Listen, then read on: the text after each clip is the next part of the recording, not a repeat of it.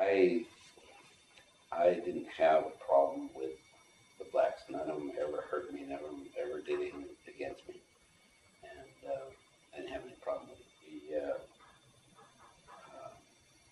had this part of town. It was called Oak Park, and it used to be the real ritzy, expensive people.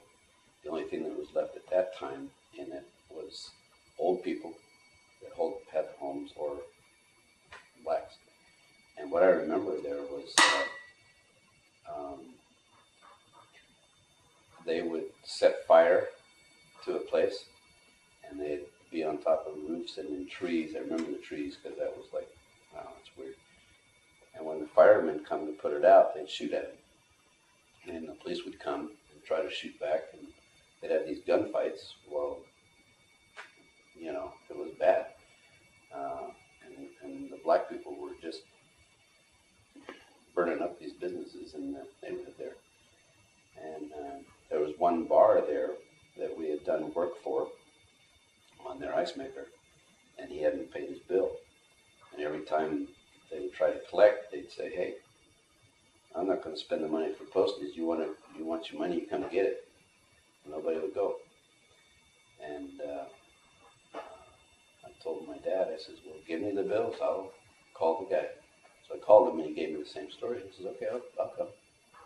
And so I went down there, and I walked into that bar, and it was darker and dark. I'm talking not just the lights. I mean, it was, and they all stopped what they were doing and looked at me. It reminded me of some movie, you know. And I walked up and I asked for the guy, the owner, and yeah, it's him. The guy said, "What do you want with him?" And they all kind of closed in on me, you know. I said, "Well, he owed me some money, and he gave me his word. If I gave him the bill, he'd pay me." And so I walked down to where he pointed to the guy, and they all followed me. And I thought, man, there is a mess of them around me, you know. And I was not going to let my fear show, but I was scared. I probably did show, but I was trying to be, you know, cool. And I said, "Hey, Howard Harlow from William Harlow and Sons." I says, "We talked on the phone, you know, you owe me this." And he goes, "You got to," I'll use the word cojones, yeah, "to come in here and ask me for money." And I says, "Well, you owe it.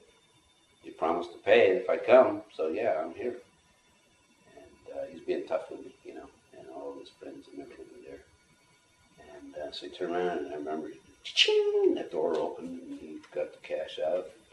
He dealt it out, and he says, "Well, I admire your courage or stupidity. I'm not sure which, but I admire you."